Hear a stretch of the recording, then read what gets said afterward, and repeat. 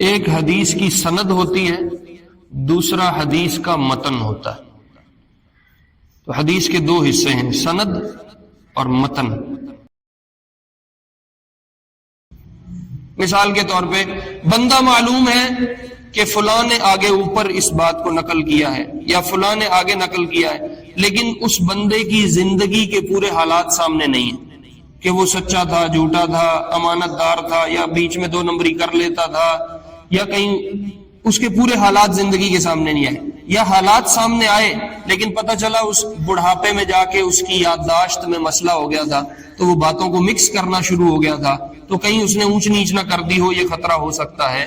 تو اس طرح کی چیزیں جب بیچ میں شامل ہوتی ہیں کسی سند میں، تو اس آنے والی سند سے جتنی حدیث نقل ہوتی ہے اس کو محدثین کہتے ہیں یہ ضعیف ہے۔ جن کو احتیاط کا پتہ نہیں ہوتا، جو اللہ سے ڈرتے نہیں ہیں، تو پھر خود سے بھی بہت ساری باتیں کرتے ہیں۔ محدثین نے پوری چھان پھٹک کر کے، پوری جانچ پڑتال کر کے، تحقیق تفتیش کے بعد ایک کیٹیگری بنائی ہے جس کو موضوع احادیث کا نام دیا ہے، اور اس پہ کتابیں موجود ہیں، موضوع احادیث کو اکٹھا کیا گیا۔ اس شخص نے میری امت کے دینی معاملات میں مجھ سے 40 روایتوں کو یاد کیا اور آگے میری امت تک پہنچا دیا۔ بعثہ اللہ یوم القیامۃ فی زمرۃ الفقہاء والعلماء، اللہ رب العزت قیامت کے دن اس کو علماء کے مجمع میں کھڑا فرمائیں گے۔ تو ایسے ہی یہ جو 40 حدیثوں کے مجموعے تیار ہوئے ہیں، اس میں ایک مجموعہ ہے جس کو اربعین نبوی کہتے ہیں۔ امام نبوی رحمت اللہ علیہ ایک بہت بڑے محدث گزرے ہیں، یحییٰ بن شرف الدین النووی، بہت بڑے محدث ہیں، حدیث کے بہت بڑے عالم ہیں، انہوں نے حدیث پہ بڑا کام کیا۔ صلی علیک اللہ صلواتا دائما فالعز والفوز ليس إلا فيك۔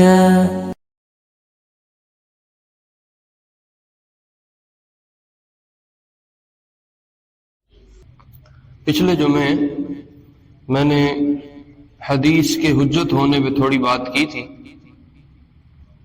کہ آپ علیہ الصلوۃ والسلام کی جو احادیث ہمیں ملتی ہیں ہمارے دین میں اس کو حجت مانا جاتا ہے۔ جیسے ہمارے لیے قرآن حجت ہے، ایسے ہمارے لیے نبی کا فرمان علیہ الصلوۃ والسلام وہ بھی حجت ہے۔ اسی کے متعلق تھوڑی سی مزید بات آج کر کے تو انشاءاللہ اگلے جمعے سے ہم احادیث کو شروع کر دیں گے۔ حدیث کے دو حصے ہوتے ہیں۔ کوئی بھی حدیث جب ہمارے سامنے آتی ہے یا جس حدیث کو ہم پڑھتے ہیں اس کے دو حصے ہوتے ہیں۔ یہ تھوڑی بات سمجھنے کی ہے، اس لیے تھوڑی دھیان سے سننی ہوگی۔ ایک حدیث کی سند ہوتی ہے، دوسرا حدیث کا متن ہوتا ہے۔ تو حدیث کے دو حصے ہیں، سند اور متن۔ متن حدیث کا وہ حصہ ہوتا ہے جو اللہ کے نبی علیہ السلام نے ارشاد فرمایا۔ مثلاً آپ نے کہا کہ اچھی طرح نماز پڑھا کرو، یا مثلاً آپ نے کہا اچھی طرح وضو کیا کرو، یا مثلاً آپ نے کوئی بات ارشاد فرمائی، یہ حدیث کا حصہ متن کہلاتا ہے۔ اسی طرح نقل کیا گیا کہ آپ نے یوں کام کیا یا آپ نے اس طرح کام کیا، مثلاً آپ نے بیٹھ کے نماز پڑھی، یا مثلاً آپ نے کھڑے ہو کے پیشاب فرمایا اپنی تکلیف کی وجہ سے، یا مثلاً آپ نے گدھے پہ سواری فرمائی، یا مثلاً آپ نے کسی کو کوئی کام کرتے ہوئے دیکھا تو آپ نے اس کو منع کر دیا کہ یہ نہ کرو، یا کسی کو دیکھا کو کام کرتے ہوئے تو آپ نے کہا ٹھیک ہے کرنے دو، یہ صحیح کر رہا ہے۔ تو یہ آپ کا کوئی بات ارشاد فرمانا یا آپ کا خود کوئی کام کرنا یا کسی کام کو کرنے کا کہنا یا نہ کہنا، کسی چیز سے منع کرنا، یہ سارا حصہ حدیث میں متن کہلاتا ہے۔ حدیث کے اس حصے کو متن کہتے ہیں۔ حدیث کا ایک دوسرا حصہ ہوتا ہے جو بعض دفعہ ہمارے سامنے آتا ہے، بعض دفعہ ہمارے سامنے نہیں آتا، اس کو سند کہتے ہیں۔ سند کیا ہوتی ہے؟ سند ہوتی ہے بیان کرنے والے سے اللہ کے نبی علیہ السلام تک درمیان میں واسطے کون ہیں، کس نے یہ بات آپ کو پہنچائی ہے؟ مثلا میں آج 1400 سال کے بعد ایک بات اللہ کے نبی کی طرف نسبت کر کے علیہ الصلوۃ والسلام کو بیان کرتا ہوں کہ آپ نے یوں بات ارشاد فرمائی، تو میرے تک یہ بات کیسے پہنچی ہے؟ میں نے یہ بات کہاں سے لی ہے؟ یہ جو کڑیاں بنتی ہیں اللہ کے نبی علیہ السلام تک، ایک چین بنتی ہے، اس کو حدیث کا دوسرا حصہ جس کو میں آپ کو بتا رہا ہوں سند کہتے ہیں۔ مثلا آپ علیہ السلام سے کسی صحابی نے کوئی بات سنی تو آگے کسی دوسرے صحابی کو یا تابعی کو بتائی، اس تابعی نے وہ بات سنی تو اپنے تبع تابعی آگے اپنے شاگردوں کو بتائی، انہوں نے وہ بات پہنچی ان کو 2-3 واسطوں سے، اب انہوں نے جب آگے شاگردوں کو بتائی تو انہوں نے آگے شاگردوں کو بتائی، انہوں نے آگے بتائی، یوں ایک چین بنتی ہے۔ اور آنے والے قیامت کی صبح تک ہر انسان تک جب بھی کوئی نبی علیہ السلام کی بات پہنچے گی تو اس کے پیچھے یہ کڑیوں کا پورا ایک سلسلہ ہے، یہ پوری ایک چین اور سند ہے جس کو ہم حدیث کا دوسرا حصہ سند کہتے ہیں۔ یہ حدیث کے 2 حصے ہوتے ہیں، حدیث کا متن ہوتا ہے اور حدیث کی سند ہوتی ہے۔ تو جو حدیث کی سند ہوتی ہے اس کے لحاظ سے بہت چھان پھٹک ہوئی ہے، بہت جانچ پڑتال ہوئی ہے، بہت چیک اینڈ بیلنس رکھا گیا ہے تاکہ کہیں بات میں جھول نہ آئے، کہیں کوئی 2 نمبر آدمی اس چین میں شامل نہ ہو جائے۔ اس پہ بڑا کام ہوا ہے اور یہ ہمارے دین کی خوبصورتی ہے۔ آپ کسی سکھ کو کہو کہ جو تمہارا نبی ہے، جس کو تم نبی مانتے ہو، بابا گرو نانک، اس کی کوئی بات ہمیں سناؤ، تو وہ آپ کو سنائے گا ہمارے بابے نے مثلاً کہا، گرو نانک نے، کہ تسی سچ بولیا کرو۔ ایک بات ہے کہ ہمارا بابا کہتا تھا سچ بولو، انسانیت ساری سچ بولنے میں، تو آپ اس سے اگلا سوال یہ کریں گے تم بابے کو ڈائریکٹ سے نہیں سنی، گرو نانک صاحب سے یہ بات آپ نے بلا واسطہ تو نہیں سنی، کسی واسطے سے سنی ہے، وہ واسطہ کیا ہے؟ تو اس کے پاس یہ علم موجود نہیں۔ پوری تاریخ انسانی میں واحد ایک اللہ کے نبی علیہ السلام کی شخصیت ہے جس کی باتوں کو یوں محفوظ رکھا گیا ہے کہ اس میں کہیں جھول نہیں آنے دی گئی کہ اگر آپ یہ پتہ کرنا چاہو یہ بات کہاں سے آ رہی ہے تو تسی آنکھوں سانو پتہ نہیں، یہ نہیں ہوگا۔ اور اس سے کمال یہ ہے کہ وہ جو چین میں بندے آ رہے ہیں، ایک ایک بندے کا پورا زندگی کا معائنہ کیا گیا، یہ سچ کتنا بولتا تھا، یہ جھوٹ کتنا بولتا تھا، اس کی یادداشت میں کوئی پرابلم تو نہیں تھی، یہ سیرت کا، کردار کا، کس طرح کا آدمی تھا، یہ پوری جانچ پڑتال کی گئی اور باقاعدہ ایک علم مرتب ہوا ہے جس کو علم اسماء الرجال کہتے ہیں۔ اسماء الرجال کا علم ہے مستقل، اس میں کیا ہے؟ اس میں اس چین کی پوری تحقیق ہے۔ یہ بات میرے تک جو آ رہی ہے، یہ جن لوگوں نے پہنچائی ہے، اس میں کون کون ہیں، وہ کس طرح کے لوگ تھے، ان میں کوئی اونچ نیچ تو نہیں تھی، کوئی کمی زیادتی تو نہیں تھی، کوئی ایسا بندہ تو نہیں تھا جس سے بات نہیں لی جانی چاہیے۔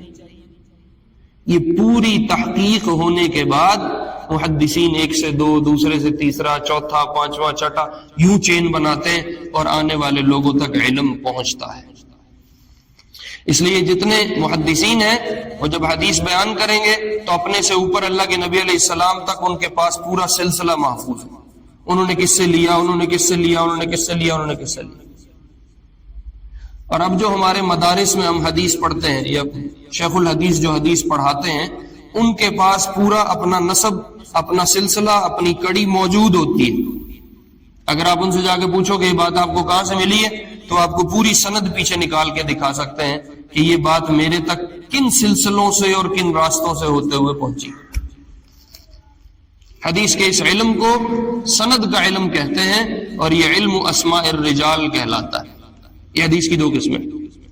پھر اس سند کے لحاظ سے حدیث کی محدثین نے بہت ساری کیٹیگریز بنائی ہیں، اس کو کیٹاگرائز کیا ہے۔ مثلا کچھ روایات آپ کو ملیں گی جس میں بیان کرنے والے سے لے کے اوپر اللہ کے نبی علیہ السلام تک ساری چین محفوظ ہے، تو یہ سب سے اتھینٹک اور سب سے مضبوط حدیث ہوتی ہے کہ اس میں کہیں جھول آپ کو نہیں نظر آئے گا، کہیں آپ کو ڈسکنیکٹیوٹی نظر نہیں، یہ بیچ میں کنیکٹ ہے، ساری سلسلہ جوڑا ہوا ہے، تو یہ سب سے مضبوط ہے۔ اس حدیث کو مسند کہتے ہیں۔ پھر اسی طرح ایک حدیث ہوتی ہے اس کو مرفوع کہتے ہیں، کہ کوئی حدیث ڈائریکٹ اللہ کے نبی سے بیان کر دی جائے، مثلا یہ نہ بتایا جائے کہ بیچ میں کون تھا اور کس نے ہمیں روایت کر کے سنایا ہے، کس نے ہم تک پہنچائی ہے، ڈائریکٹ کہہ دیا جائے اللہ کے نبی علیہ السلام نے یوں ارشاد فرمایا، محدثین نے یوں بھی حدیثیں بیان کی، تو اس کو الگ نام دیا گیا کہ یہ حدیث مرفوع ہے۔ اسی طرح مثلا کوئی تابعی ہیں جو حضور علیہ السلام کے 300 سال بعد آئے، 400 سال بعد آئے، وہ اپنے شاگردوں کو بیٹھ کے حدیث پڑھانے لگے، تو انہوں نے کہا اللہ کے نبی علیہ السلام نے یوں ارشاد فرمایا، اور آگے بات شروع کر دی۔ تو یہ جو درمیان میں 200 سال 300 سال کا گیپ تھا، جو پیچھے ایک استاد ہے یا دو استاد ہے وہ اس تابعی نے بیان نہیں کیے، تو اس کو محدثین نے الگ ایک کیٹیگری بنائی ہے، ایک درجہ بنایا۔ اس طرح کی حدیثیں بہت ساری جمع کی ہیں، اس کو حدیث مرسل کہتے ہیں۔ ایسے ہی احادیث کی جو کیٹیگریز بنی ہوئی ہیں، ان میں ایک کیٹیگری ہے، ایک قسم ہے جس کو ضعیف حدیث کہتے ہیں، جس کو ہم کیا کہتے ہیں؟ محدثین نے جو کیٹیگریز بنائی ہیں ان میں ایک کیٹیگری ہے، اس کا نام ہے ضعیف۔ ضعیف کیا ہوتا ہے؟ ضعیف میں یہ ہوتا ہے کہ روایت اللہ کے نبی علیہ السلام سے آ رہی ہے، متن وہاں سے آ رہا ہے، لیکن جو سند آ رہی تھی، جو چین آ رہی تھی، اس میں کہیں ہلکا پھلکا مسئلہ آ گیا۔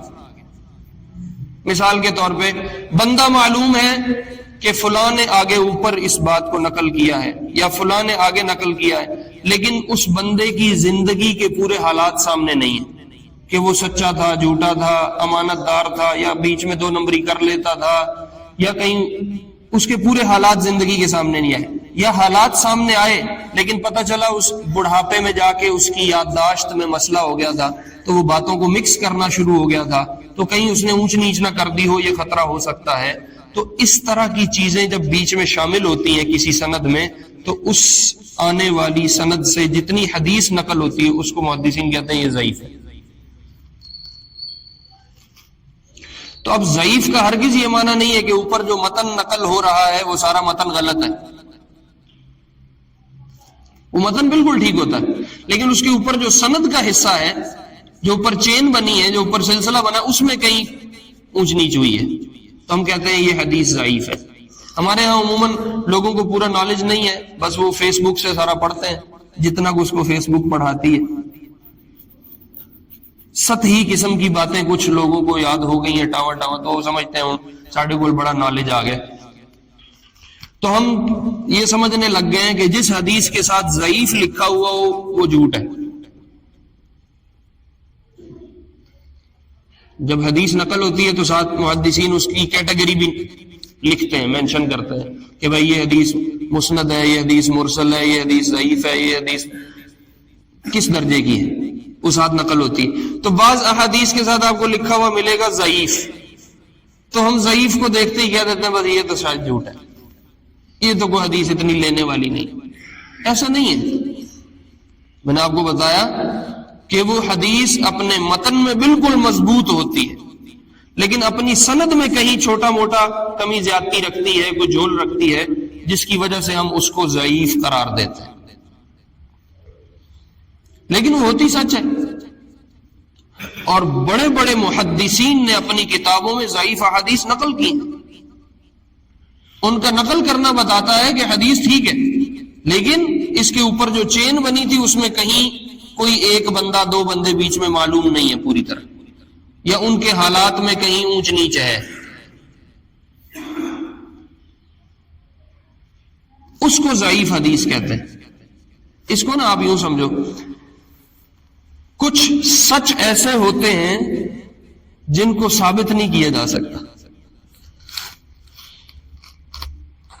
لیکن اگر اس سچ کو ثابت نہ کیا جا سکے تو اس کا یہ ہرگز معنی نہیں کہ وہ سچ ہی نہیں ہوتا، وہ سچ ہی ہے۔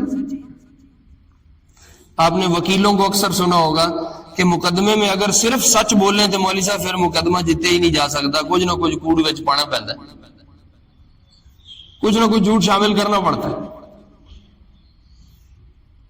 تو بعض سچ ایسے ہوتے ہیں جن کو سچ ثابت کرنا ایک مشکل ترین کام ہوتا ہے.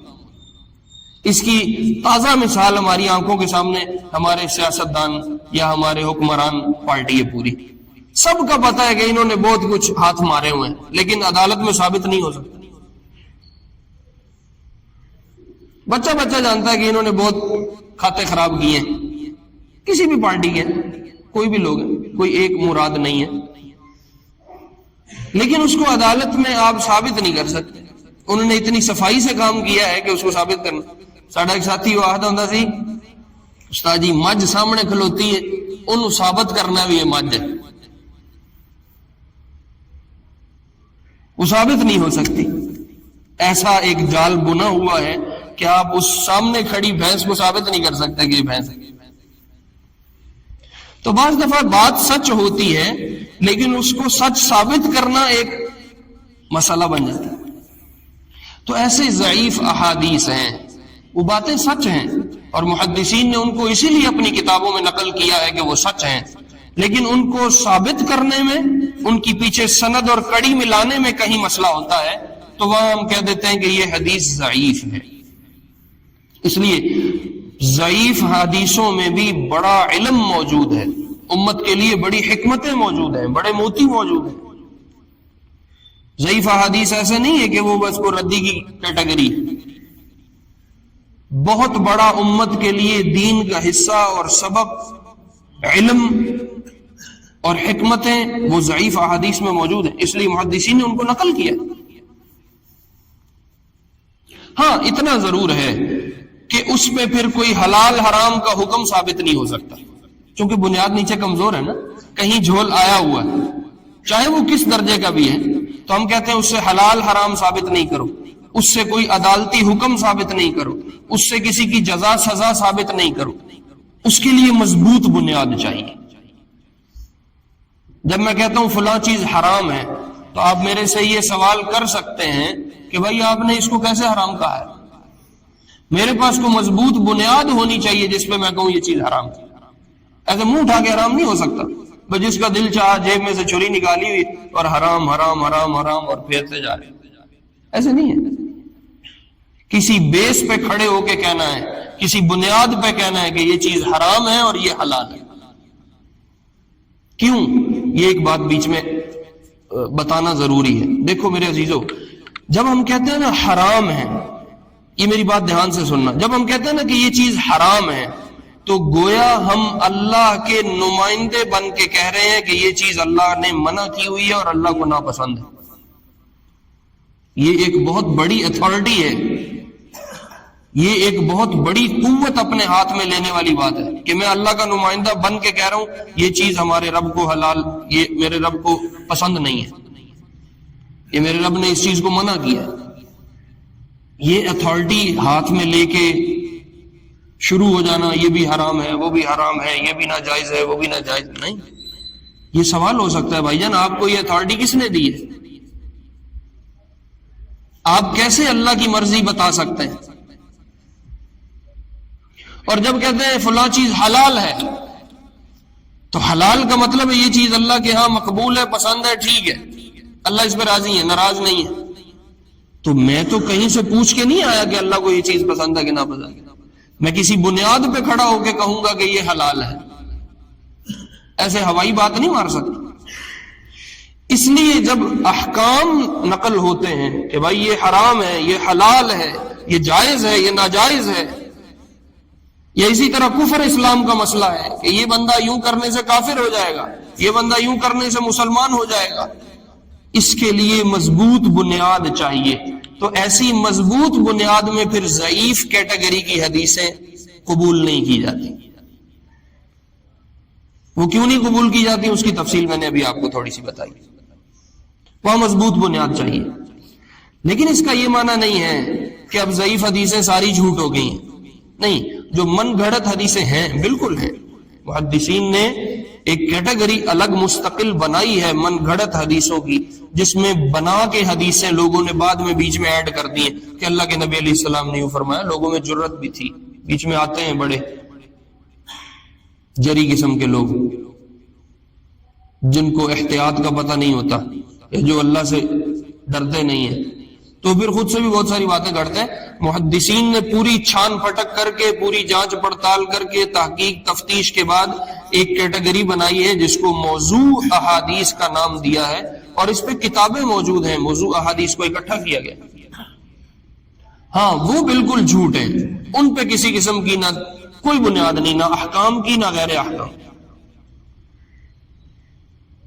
اگر یہ بات اب آپ کو سمجھ آ گئی، امید ہے انشاءاللہ سمجھ آ گئی ہوگی، تو اب اگلی بات آپ کو یہ بتانی ہے، یہ جو ضعیف احادیث ہیں انہی میں سے ایک حدیث ہے، من حفظ علی امتی 40 حدیثا من امر دینہا، میری امت کے دینی معاملات میں جس آدمی نے 40 حدیثوں کو مجھ سے یاد کیا اور آگے امت کو دیا۔ کتنی حدیثیں؟ 40 حدیث۔ یہ کیٹیگری کے لحاظ سے تمام محدثین نے لکھا ہے کہ ضعیف ہے، لیکن یہ جھوٹ نہیں ہے، اس لیے کہ یہ ایک دو صحابیوں نے نقل نہیں کی، یہ کئی صحابہ نے نقل کی ہے، اور بڑے بڑے صحابہ نے نقل کی ہے۔ تو آگے ہم تک جو چین بنی ہے اس میں کہیں جھول آیا ہے، ورنہ یہ روایت بڑی مضبوط ہے۔ کیٹیگری کے لحاظ سے تو یہ ضعیف ہے، لیکن اپنے متن کے لحاظ سے، اپنی اصل کے لحاظ سے بڑی مضبوط حدیث۔ مثلا عبداللہ بن عباس حضور کے چچا زاد بھائی ہیں، امیر المؤمنین فی التفسیر ہیں، پوری امت کے تفسیر کے علم کے امیر عبداللہ بن عباس ہیں رضی اللہ عنہ۔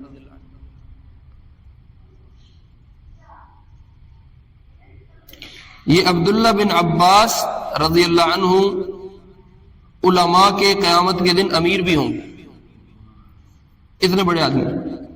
بعض روایات میں معاذ بن جبل کی بات ہے، وہ بھی اس روایت کے نقل کرنے والے ہیں۔ تو اگر علماء کے امیر قیامت کے دن معاذ بن جبل رضی اللہ عنہ ہے تو وہ بھی اس روایت کو نقل کرنے والے ہیں۔ عبداللہ بن مسعود بہت بڑے آدمی ہیں، عبداللہ بن عمر بہت بڑے آدمی ہیں، ابو الدرداء رضی اللہ عنہ بہت بڑے آدمی ہیں، سعید خدری رضی اللہ عنہ بہت بڑے آدمی۔ یہ صحابہ میں بھی اپر کلاس ہے، بڑے لوگ ہیں۔ یہ جتنے میں نے نام لیے ہیں انہوں نے اس حدیث کو نقل کیا۔ جس شخص نے میری امت کے دینی معاملات میں مجھ سے 40 روایتوں کو یاد کیا اور آگے میری امت تک پہنچا دیا، بعثہ اللہ یوم القیامت فی زمرۃ الفقہاء والعلماء، اللہ رب العزت قیامت کے دن اس کو علماء کے مجمع میں کھڑا فرمائیں گے۔ اور ایک روایت میں اور علماء کے مجمع میں اور ساتھ فقہاء کے مجمع میں کھڑا فرمائیں، جو امت کے فقیہ لوگ ہیں اللہ ان میں شامل فرمائیں۔ اور ایک روایت میں لفظ ہے وَكُنْتُ لَهُ شَافِعًا وَشَهِيدًا، جس آدمی نے یوں 40 حدیثیں مجھ سے لے کے میری امت تک پہنچائیں، قیامت کے دن میں اس کا سفارشی بھی بنوں گا اور میں اس کے ایمان کا گواہ بھی بنوں گا۔ یہ بہت بڑی بات ہے، بہت بڑی بات۔ اور ایک روایت میں آپ نے فرمایا قیل له ادخل الجنة من ای ابوابها شئت، تو جنت کے جس دروازے سے داخل ہونا چاہے قیامت میں فرشتے کہیں گے جا تو داخل ہو جا۔ جس آدمی نے یہ کام کیا، 40 روایات کو اللہ کے نبی علیہ السلام سے محفوظ کر کے آگے امت تک پہنچایا۔ میں آپ کو کلیئر بتا رہا ہوں، متن کے لحاظ سے یہ مضبوط حدیث ہے کیونکہ اس کو نقل کرنے والے بڑے لوگ ہیں، لیکن سند کے لحاظ سے اس میں کہیں اونچ نیچ ہے، تو اس لیے محدثین نے اس کو ضعیف کیٹیگری میں ڈالا۔ 40 حدیث۔ اچھا، اس 40 حدیثوں والی بات کو پھر محدثین نے اتنا لیا ہے، اس پہ امت نے اتنا کام کیا ہے کہ 50 سے زیادہ محدثین اور امام ہیں حدیث کے جنہوں نے 40 حدیثوں کے مجموعے بنائے کہ ہمیں یہ فضیلت حاصل ہو جائے، ہم بھی اس کیٹیگری میں شامل ہو جائیں، ہمیں بھی اللہ کے نبی علیہ السلام کی شفاعت نصیب ہو جائے، ہمارے بھی ایمان کی آپ علیہ السلام گواہی دے دیں۔ 50 سے زائد علماء اور محدثین ہیں جنہوں نے یہ مجموعے تیار کیے ہیں، 40 احادیث کٹھی کی ہیں۔ ہمارے ایک مشہور ہیں بر صغیر میں شاہ ولی اللہ رحمہ اللہ، انہوں نے بھی 40 حدیثیں جمع کی اس فضیلت کو لینے کے لیے. تو ایسے ہی یہ جو 40 حدیثوں کے مجموعے تیار ہوئے ہیں، اس میں ایک مجموعہ ہے جس کو اربعین نبوی کہتے ہیں. امام نبوی رحمت اللہ علیہ ایک بہت بڑے محدث گزرے ہیں، یحییٰ بن شرف الدین النووی، بہت بڑے محدث ہیں، حدیث کے بہت بڑے عالم ہیں. انہوں نے حدیث پہ بڑا کام کیا. تقریباً ان کی عمر جوانی میں ہی چلے گئے تھے. ان کی عمر تقریباً جو لکھی گئی ہے وہ 46 سال ہے. 40 سال زندگی پائی ہے اور 40 سال بعد دنیا سے رخصت ہو. کوئی لمبا عرصہ نہیں پایا. بعض دفعہ اللہ کسی بندے کو کام کرنے کے لیے چن لیتے ہیں تو وہ تھوڑی سی مدت میں بڑا کام کر جاتا ہے. یعنی آپ یوں لگاؤ نا، 40 سال میں سے 15 سال تو بچپنا ہے نا. بچپن میں تو اتنی ہوش ہی نہیں ہوتی کیا ٹھیک ہے کیا غلط ہے، کیا کرنا ہے کیا نہیں کرنا. تو 46 میں سے 15 نکال دو، پیچھے کتنے رہ گئے؟ کوئی 30-31 سال بچے. 30-31 سال میں انہوں نے ظاہر ہے کچھ سویا بھی ہوگا، کوئی کھایا بھی ہوگا، کوئی بیوی بچے بھی ہوں گے، کوئی اپنی مصروفیات بھی ہوں گی. ذاتی مصروفیات ہر انسان کی ہوتی ہیں. بیت الخلاء جانا ہے، کھانا کھانا ہے، کچھ دیر آرام کرنا ہے. اگر آپ وہ مدت بھی بیچ میں سے نکال دو، آپ کہہ لو کہ یہ کم سوئے، انہوں نے کم کھایا، کم وقت ضائع کیا یا اپنی ذات پہ لگایا، تو پھر بھی کوئی 12-15 سال تو ظاہر ہے انسان کے یوں نکلتے ہیں. مثلا ہم راتوں کو سو جاتے ہیں، سو کے انسان کو کام تو نہیں کرتا لیکن زندگی کا وہ حصہ تو گزر رہا ہے نا.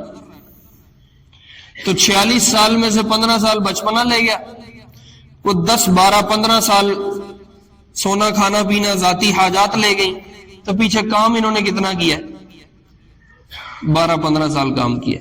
اور اللہ نے اتنا کام لیا اس بندے سے کہ اس وقت پوری دنیا میں جہاں پہ بھی حدیث پڑھائی جائے گی، ان کی کتاب ہے، صحیح مسلم کی شرح ہے، شرح امام نووی، وہ پڑھائی جاتی ہے. حدیث کی شرح ان کی کتاب سے ہوتی ہے. اسی طرح ایک ان کی کتاب ہے ریاض الصالحین، مشہور کتاب ہے، تقریباً تمام مدرسوں میں پڑھائی جاتی ہے. حدیث کی کتاب ہے، وہ بھی انہوں نے لکھی ہے. یہ جو 40 حدیثیں ہم پڑھیں گے انشاءاللہ، نیت ہے اللہ اس کو پورا فرمائے. یہ جمعے کے جمعے ایک ایک حدیث کر کے انشاءاللہ امام نووی کی جو 40 حدیثیں ان کو ہم پڑھیں گے انشاءاللہ. میں یہاں بیان کروں گا، آپ سب سنیں گے. یہ بھی ایک درس حدیث ہی ہے، یہ بھی ایک درس حدیث ہے. تو ہم نے جو 40 حدیثیں پڑھنی ہے وہ امام نووی نے نقل کی ہیں، صحیح مسلم کے سب سے بڑے شارحین میں سے، شرح کرنے والوں میں سے. ریاض الصالحین کے مؤلف ہیں، ریاض الصالحین انہوں نے جمع کی ہے. تو بہت بڑے آدمی ہیں اور اللہ نے تھوڑے سے وقت میں ان سے بہت بڑا کام لیا. دیکھو نا، قیامت تک جتنے لوگ ان کی کتابوں سے فائدہ لیں گے اس کا ثواب کہاں جائے گا؟ انہی کے کھاتے میں جائے گا. یہ ہوتا ہے جب اللہ کسی سے ایسا کام لے لے کہ وہ رہتی دنیا تک اس کی نیکی چلتی رہے، اس کا سلسلہ بنا رہے. وہ قبروں میں پڑے ہیں، وہ جا کے سو چکے ہیں، صدیاں گزر گئیں، لیکن ثواب در ثواب ان کا چل رہا ہے، ان کا کھاتا چل رہا ہے. یوں اللہ کسی کو خیر کی چابی بنا دیتے ہیں، وہ پوری دنیا میں اس سے خیر پھیلتی رہتی ہے، کھلتی رہتے ہیں دروازے اور اس کے کھاتے میں پڑتے رہتے ہیں. اور اللہ کسی کو یوں ہی شر کی چابی بنا دیتا ہے. اللہ ہم سب کی حفاظت فرمائے. وہ مر بھی جاتا ہے تو پیچھے اس کے کھاتے شر کے کھلے ہوئے، گناہ اس کے کھاتے میں پڑ رہے ہیں. مثلا کسی سنگر نے، کسی گلوکار نے کوئی گانا گا دیا، یا کسی فلم سٹار نے کوئی فلم بنا دی، اب وہ دنیا سے چلا گیا، مر گیا، 50 60 70 سال گزر گئے. آج بھی اس کا کوئی گانا سنے گا تو کنوں کھاتا، کدھر جانا ہے گناہ سارا. آج بھی کوئی اس کی فلم دیکھے گا تو گناہ کہاں جائے گا؟ پیچھے اسی کے کھاتے میں جائے. تو یوں اللہ کبھی کسی کو خیر کی چابی بنا دیتے اور کسی کو شر کی چابی بنا دیتے. آپ علیہ السلام کی مسنون دعاؤں میں سے، یعنی جو آپ نے زندگی بھر دعائیں مانگی ہیں، اس میں یہ دعا شامل تھی، اللہم اجعلنی مفتاحا للخیر ومغلاقا للشر. یا اللہ مجھے خیر کی چابی بنا، شر کا تالا بنا. یعنی میرے سے خیر تو وجود میں آئے، شر وجود میں نہ آئے. زندگی ایک ہی دفعہ ملی ہے، کسی میں کوئی کمائی کر گئے، آخرت اپنی سیدھی کر گئے تو ہو گئی، نہیں تو خراب ہو گئی تو گئی، پھر دوبارہ تو نہیں ملنے. تازہ مثال ہمارے ابا جی رحمہ اللہ، اللہ ان کی ان کو کروٹ کروٹ راحت نصیب فرمائے. ان کی تقریباً وفات کوئی 48 سال کی عمر میں ہو گئی. بیچ میں سے 22-23 سال تو وہ ان کے جوانی کے وہ گزرے ہیں جس میں وہ مسلمان ہی نہیں تھے. 22-23 سال 24 سال کی عمر میں اسلام قبول کر رہے ہیں اور 48 سال میں انتقال بھی ہو گیا. بیچ میں انہوں نے جو زندگی کا حصہ ملا ہے اس میں ایک محنت سے یہ سارا کچھ کھڑا کیا, ایک سلسلہ بنا دیا اور وہ خود دنیا سے چلے گئے. اور اب پیچھے جا رہا ہے کہ نہیں ان کے کھاتے میں؟ میں آپ کو جمعہ پڑھا رہا ہوں, بچے یہاں پڑھ رہے ہیں, لوگ یہاں عالم بن رہے ہیں, کتابیں پڑھ رہے ہیں, بچیاں پڑھ رہی ہیں, سارا کس کا کھاتا ہے؟ تو یوں انسان اپنے آپ کو کسی خیر میں لگا جائے کہ مرنے سے کے بعد بھی اس کا کھاتا چلتا رہے. یہ امام نووی نے کیا. 46 سال کی زندگی پائی ہے لیکن کام ایسا کر کے رہتی دنیا علم لیتی رہے گی اور ان کو ثواب ملتا رہے گا. اور ایسے گناہوں سے بہت بچنے کی ضرورت ہے کہ کہیں میرا سلسلہ نہ بن جائے. بھائی میں دنیا تو ٹر جاؤں, آگے سلسلہ چل رہا ہے اور کھاتا گناہ میرے کھلے ہوئے اور آئے جا رہا ہے اور آئے جا رہا ہے. اللہ ہم سب کی حفاظت فرمائے. اللہ رب العزت ہمیں اپنا دین سیکھنے کی توفیق نصیب فرمائے. سنت اللہ.